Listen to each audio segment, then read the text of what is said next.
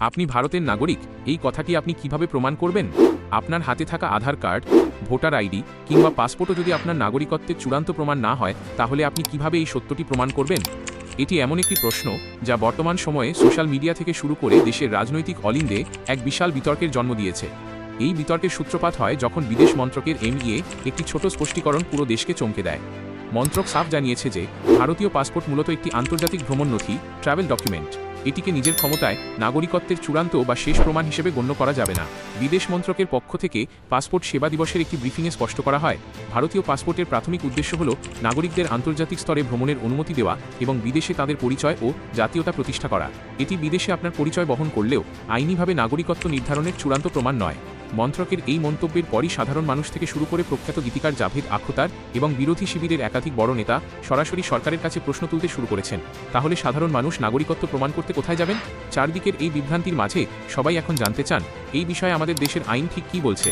ভারতের নাগরিকত্ব আইন সিটিজেনশিপ অ্যাক্ট 1955 অনুযায়ী এমন কোনো একক ডিজিটাল কার্ড বা সরকারি কাগজ নেই যা দেখালেই কোনো ব্যক্তির নাগরিকত্ব মুহূর্তে প্রমাণিত হয়ে যায়। ভারতে নাগরিকত্ব কোনো একটি নির্দিষ্ট পরিচয়পত্র দিয়ে নয়, বরং আপনার জন্মের সময়, স্থান এবং বাবা মায়ের আইনি নথির পুরো শৃঙ্খল বা চেন মিলিয়ে প্রমাণিত হয়।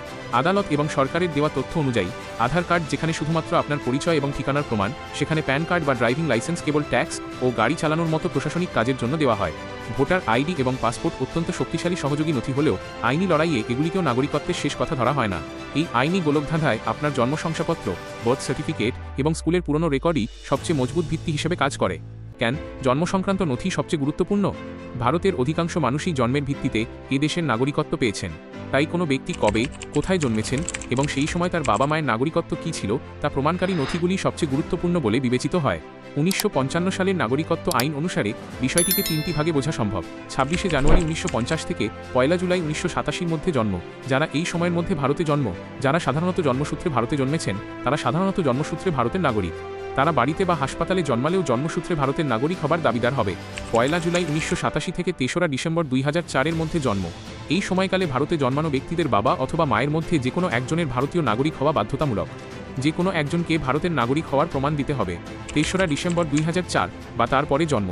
এই তারিখের পর জন্মানো শিশুদের বাবা মায়ের মধ্যে যে কোনো একজনকে ভারতীয় হতে হবে এবং অন্যজন যেন কোনোভাবেই অবৈধ অনুপ্রবেশকারী না হন। নাগরিকত্ব প্রমাণে কোন কোন নথি সাহায্য করতে পারে?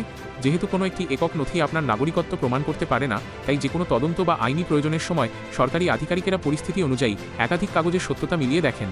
এই তালিকায় রয়েছে জন্ম শংসাপত্র, birth certificate, school living certificate, TC বা শিক্ষাগত যোগ্যতা সংক্রান্ত নথি, পাসপোর্ট এবং ভোটার আইডি কার্ড, আধার কার্ড এবং ড্রাইভিং লাইসেন্স, সরকারি জমি বা সম্পত্তির রেকর্ড, ইন্স্যুরেন্স বা বিমান নথি।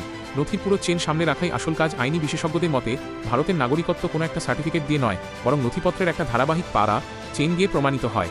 যখনই নাগরিকত্ব নিয়ে কোনো প্রশ্ন উঠবে, তখন নাগরিকত্ব আইন 1955 এর অধীনে আপনার জন্মের রেকর্ড, বাবা মায়ের বিবরণ এবং অন্যান্য সরকারি কাগজ একসঙ্গে রেখে যাচাই করা হবে।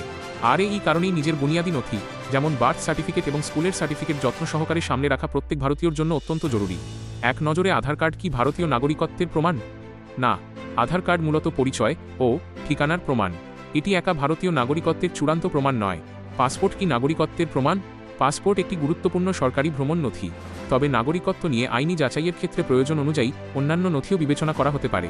নাগরিকত্ব প্রমাণে সবচেয়ে গুরুত্বপূর্ণ নথি কোনটি? জন্মের রেকর্ড, বার্থ সার্টিফিকেট।